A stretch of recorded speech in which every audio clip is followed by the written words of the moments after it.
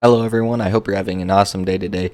In this video we're going to be reviewing the latest DC film, The Flash, and this is a movie that's been receiving some mixed reviews from critics online. A lot of people have been saying this is one of, if not the best DC film, while others are saying it's terrible. I personally thought it was really good. It had a compelling story, and it exceeded my expectations in multiple times.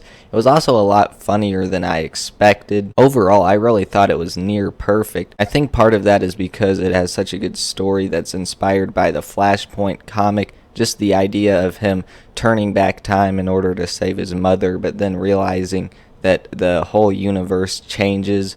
And in this one, Michael Keaton returned for Batman, and I just really enjoyed that. The action sequences were just really good, especially when they went to Russia and they rescued Supergirl, who they thought was going to be Superman. And that whole sequence was borrowed from the Flashpoint comic, except in the comic it was Superman. But just the idea of the character being locked up and just being really weak, but then as soon as they see the sun. I was actually worried going into this film that Supergirl was going to be kind of annoying and they would put a bunch of emphasis on girl power or whatever, but luckily that actually didn't happen. And then as for Michael Keaton, I really like how at Wayne Manor it was really messy and stuff, which part of that is because Alfred would have died at this point, because the character would probably be roughly 70 years old, around like the same age that Michael Keaton is in real life, but also just because Gotham City became safe and his whole purpose was to defend Gotham City, and he didn't really have a job. There were a ton of Easter eggs and references in this movie that I just really enjoyed, but the thing was, it didn't rely on those. It still had a good story. Now the CGI definitely needed improvement in this. Now the whole time traveling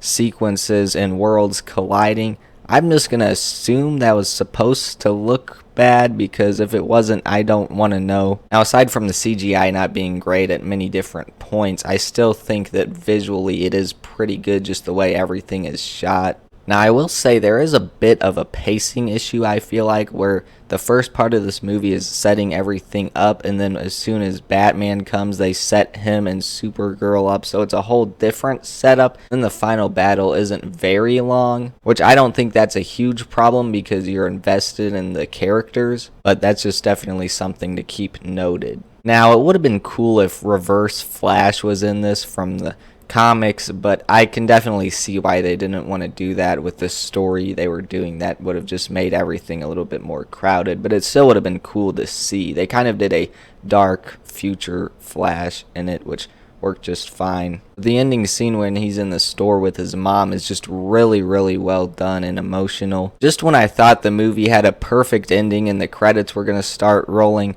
George Clooney showed up. I really couldn't have thought of a better ending myself. I'm not sure how the future of DC is actually going to work, because they're working on some new DC Universe films where they're getting new actors, but they're supposedly keeping some the same, which honestly I don't know why they can't just start over again without having to explain it being reset in another film. But I guess since they're making them so soon after the DC Extended Universe films, that's just the way they're trying to do it. There's also a post-credits scene with Aquaman at the end, which I don't think it was really anything too significant in terms of what was going on next with the story. Overall, I think watching this movie was a ton of fun, and it's just a really entertaining but also well-written film. And I'm surprised not that many people are talking about how good it is.